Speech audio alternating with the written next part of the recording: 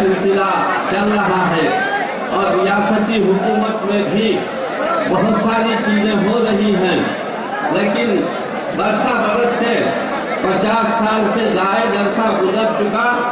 मिल्लत इस्लामिया के जो बुनियादी और अहम मसाइल हैं, उसके ताल्लुक से हमेशा हर हुकूमत वक्त ने तरफ नजर किया, रियासती हुकूमत ने भी तरफ नजर किया, मरकजी हुकूमत ने भी तरफ नजर किया और फकत मिल्लत इस्लामिया को भूल भुलैया की में मसरूफ कर दिया और हमेशा तयक़ुनात देते गए।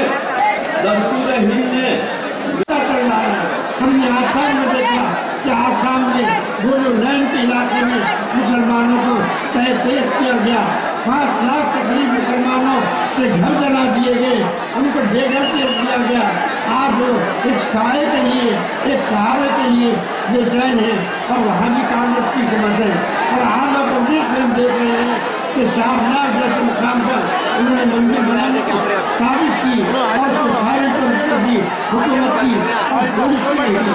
और उसके साथ साथ हम ये देखते हैं कि हर वक्त ये कांग्रेस के जरिए को आगे बढ़ाने की और उसके निजाम को अमल लाने की कोशिश करते हैं।